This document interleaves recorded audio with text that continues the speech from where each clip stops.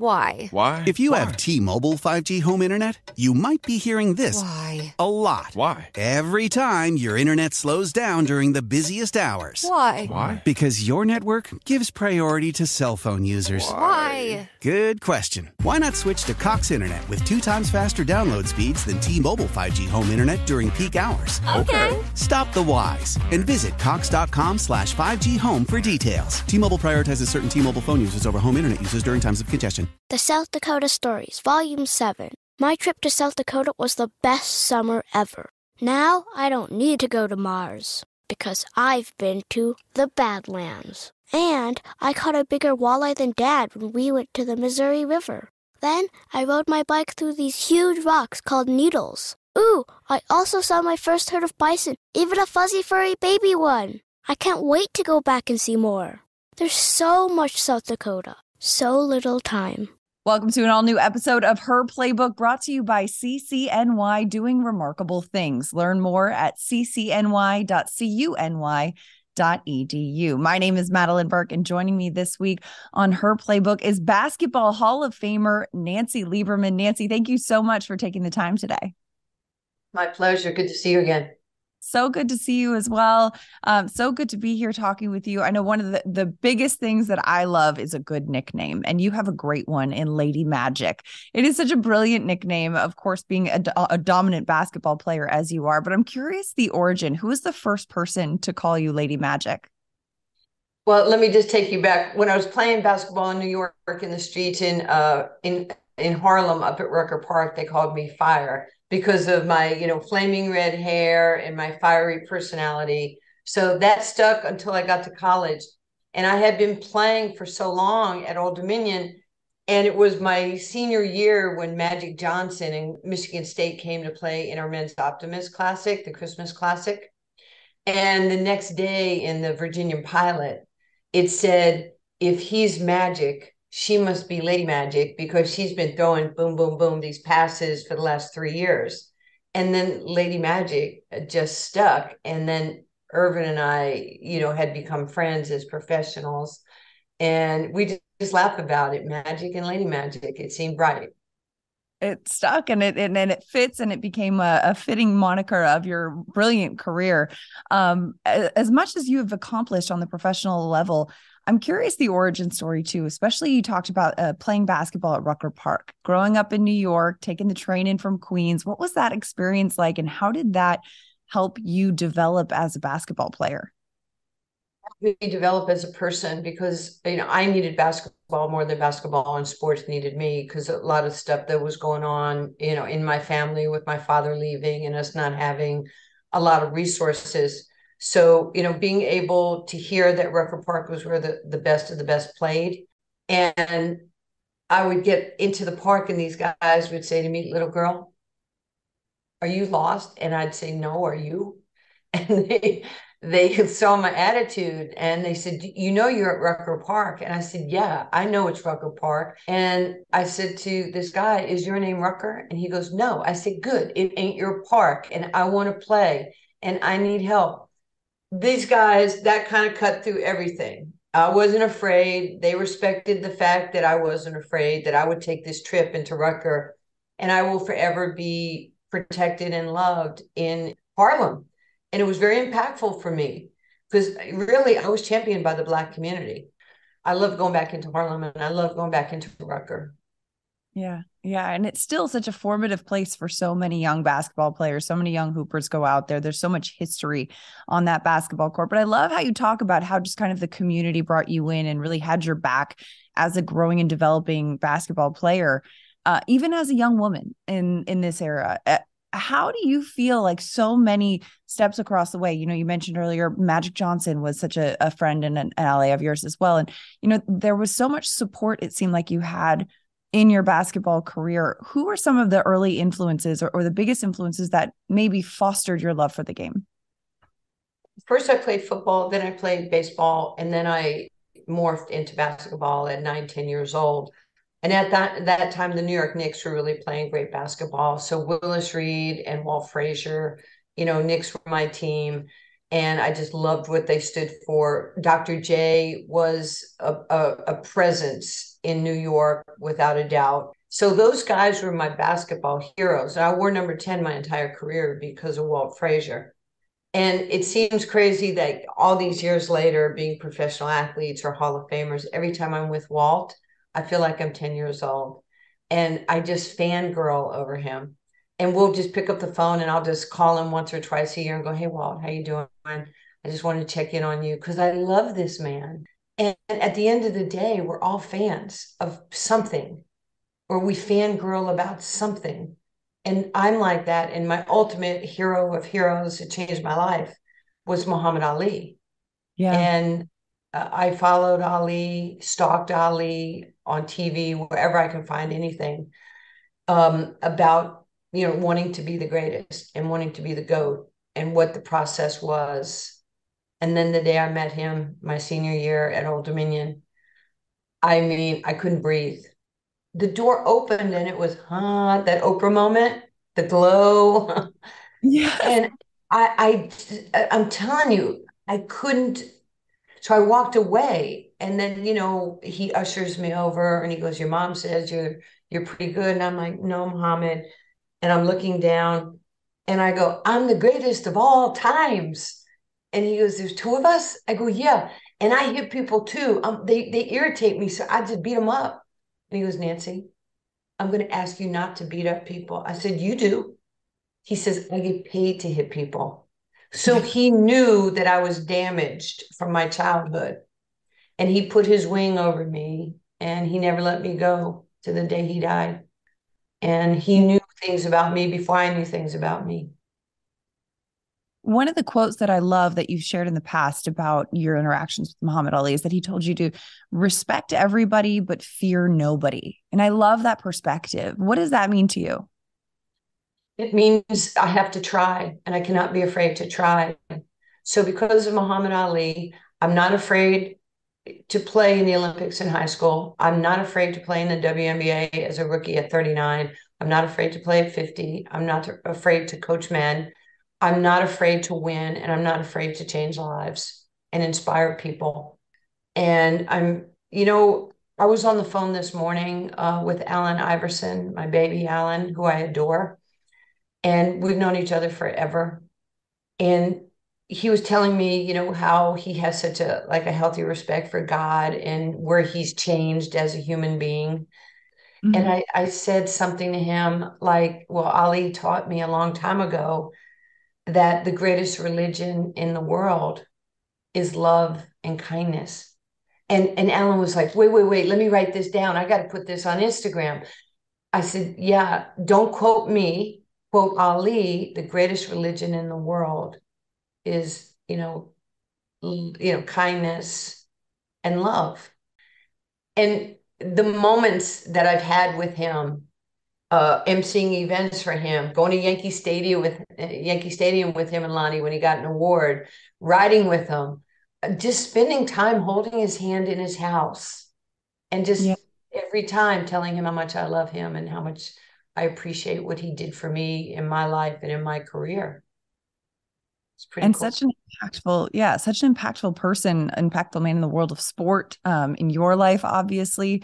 But is it ever odd for you to imagine that there are so many people out there that look at you, Nancy Lieberman, as their Muhammad Ali, as the person that championed them and what they could do and what is possible for their path in the world of sport? I mean, like you mentioned, 17 years old on the U.S. Olympic team, the youngest ever to win a medal for the U.S. Olympic team, as you guys won silver in women's basketball. What was that experience like to just know that you were breaking ground, or did you conceptualize how big of a moment that was at the time? No, you play for fun. You play because your friends are there and it makes you happy. You don't go into the schoolyard to play football, baseball, basketball, hockey, boxing.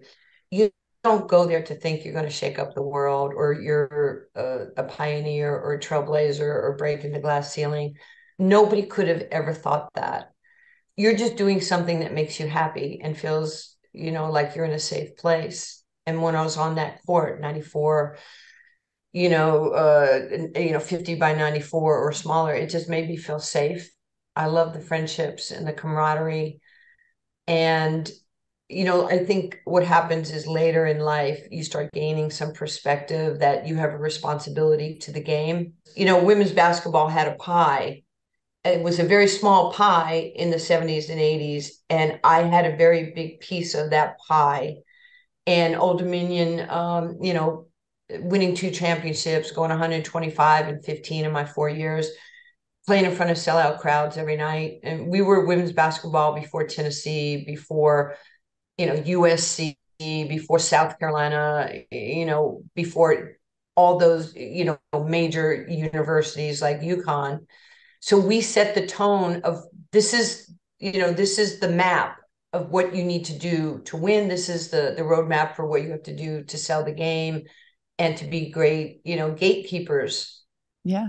And an ambassador for the game on so many levels. We mentioned the Olympic debut, you played professional basketball, but then along comes the WNBA, which of course now is thriving in its 26th season and is continuously growing. But you were a part of the inaugural season at age 39. You mentioned this, being a rookie at 39 years old, and then returning to the court years later at age 50, making history.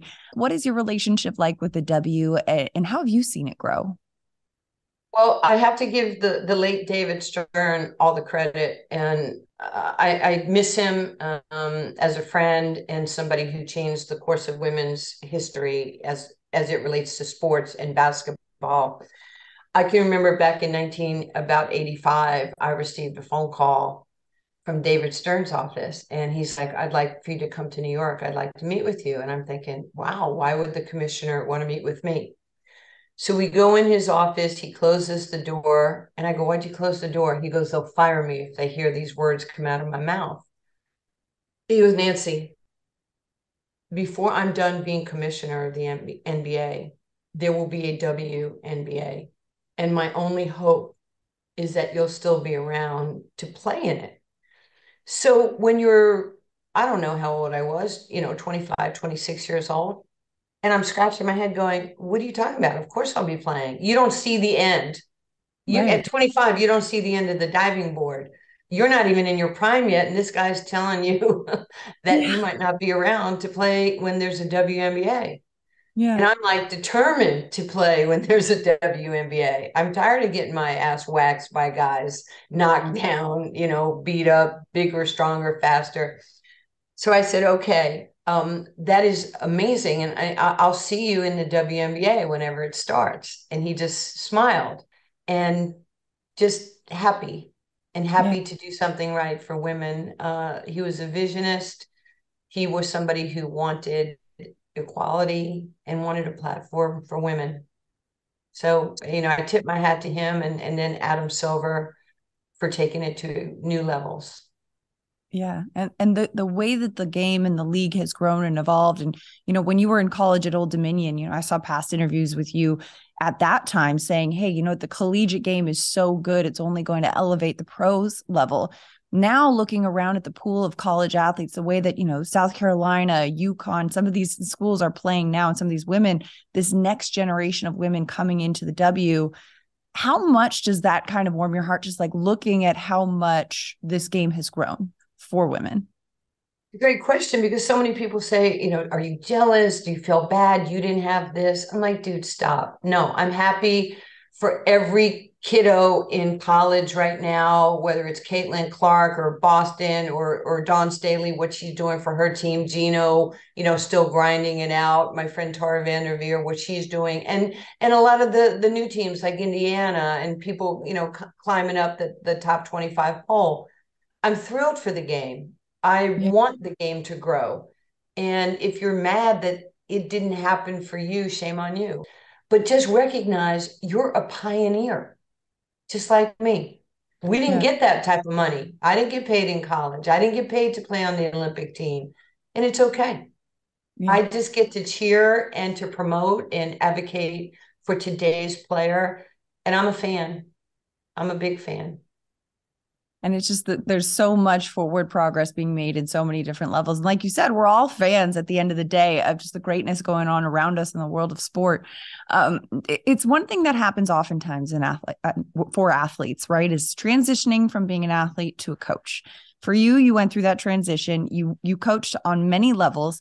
You also coached men and the men's game, especially at a time when, there was not a lot of women making that transition into coaching. What was that like for you? Was it ever a challenge walking into a locker room as a woman? Because sometimes people will say, how is that possible that a woman can coach a men's team? And then you say, well, I'm Nancy Lieberman, watch me work. How does that work? You don't come in and say, I'm Nancy Lieberman. Like, that's not my style, but I think, I'll use Donnie Nelson, who hired me, with the Texas Legends of the NBA G League, the Mavs affiliate back in 2010. I had already coached in the WNBA as a head coach and GM with the Detroit Shock. And when I saw Donnie in 2010 at like 7 a.m, it was fate. I'm putting mail in a blue box in front of a Starbucks. He's walking out with Rolando Blackman. And in my mind is going, wow, he must have hired Roe as his head coach for this new team. And he goes, hey, sis, sweet talk. And then it's like, hey, is your number still the same? And I go, yes. And he called me the next day. He goes, I went home and I saw my wife and my daughter, and we're going through a checklist. And he goes, maybe the best man for the job is not a man at all. He says, you checked every box. You've played in men's minor leagues in the USBL for 2 years. You played for the Lakers. You played for Pat Riley. You played for the Jazz and Frank Layton. You won championships. You coached at these levels. He says, you're the perfect person for the job. And then Donnie said the most coolest thing one night. Somebody at the G League at that time was like, you can't hire her and you can't do this. And he goes, I'm having a press conference tomorrow and I'm hiring her as my head coach, introducing her at a press conference. And he said, this is what Martin Luther King marched and died for: equality, inclusion, and giving somebody a chance. And I was blown away that he was so 2 feet in, not one toe in. I'm so curious too, because you have accomplished so much and so many wonderful things in your career. And oftentimes we talk about and celebrate so many successes, but I often find too that in the trajectory of life and the growth of life, there's so many ups and downs.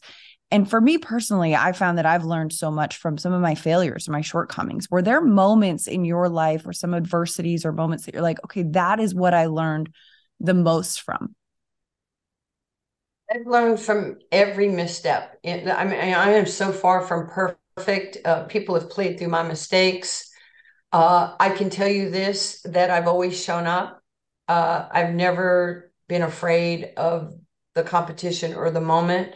Maybe I wasn't, when I was younger, as tactful as I should have been. I was hard on my teammates because I wanted to win so bad, because selfishly I needed to win. And I didn't want them to play at a level of mediocrity. And I can go back and tell you, maybe 10, 15 years ago, I called pretty much every one of my teammates in college and said, hey, I'm sorry if I was so tough on you in practice. So I think probably being a little bit softer, kinder, gentler would have, when I was younger, I had probably one tool in my toolbox and it was a hammer. Some people got hit. But it worked, right? It got the job done. And, at the end of the day, too, all we could be is ourselves and stick to that and authentically, or as authentically as we can. When you look back and you look at the arc of your career, of your life, obviously in the moment, I would imagine you weren't aware of how much of an impact you were making on the world of sport, world of women's sport. But is there a piece of advice that you wish someone had given you, or something that you want to give to the next generation of young women, young girls who are saying, you know what, I might want to break through. Might want to be a next groundbreaker in my industry? Yeah, I do want women to be groundbreakers. I want them to be groundbreakers in attendance, in ratings, in, one day the W having a full schedule here in the United States, so you can stay in your market, you could grow your team. I want young women to be owners of WNBA or NBA teams. I want them to, there's such an incredible roadmap right now of athletes that are, buying pickleball teams or buying, soccer teams. I can guarantee you that my friend LeBron James did not think he was going to be an owner of maybe Boston Red Sox or, a soccer team, when he was 16, 17, 18 years old. And here he is as a billionaire. I'm sure, Michael Jordan didn't think, he was going to be a multi-billionaire. But, if you are surrounded by the right people and the networking and the fact that we're put in places now, there's this, kind of cross-pollination of athletes and business people and tech companies. And you're seeing right now, the Sue Birds of the world and Sabrina Ionescu and more women. We shouldn't be one-offs. Mm-hmm. We should be, and, don't let me forget, Becky Hammond, like somebody, I saw a player when she got hired that she was making $1 million. I can't believe she's making $1 million. Do not say that. We need to applaud the fact that she's going to bring player salaries up. She's going to bring coaches' salaries up. I'm really proud of Becky Hammond. And she's changing what it looks like for us financially. Nancy Lieberman, thank you so much for sharing your story with us today on Her Playbook. It was such a treat and such a pleasure to chat with you. Thank you so much for having me. Such a treat. Nancy Lieberman joining Her Playbook, brought to you by CCNY, doing remarkable things. Learn more at ccny.cuny.edu. I'm Madelyn Burke. We'll see you next time. For the ones who work hard to ensure their crew can always go the extra mile, and the ones who get in early so everyone can go home on time, there's Grainger, offering professional-grade supplies backed by product experts so you can quickly and easily find what you need. Plus, you can count on access to a committed team ready to go the extra mile for you. Call, click Grainger.com, or just stop by. Grainger, for the ones who get it done.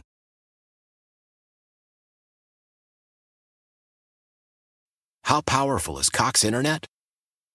Powerful enough to let your band members in Vegas, Phoenix, and Rhode Island jam like you're all in the same garage. Get Cox Internet powered by fiber with America's fastest download speeds. It's internet built for tomorrow, today. Cox, always building better. Cox Internet is connected to the premises via coaxial connection. Speeds vary and are not guaranteed. Cox terms and other restrictions may apply. Analysis by Ookla Speed Test Intelligence Data. Fixed median download speeds. US Q3 2023.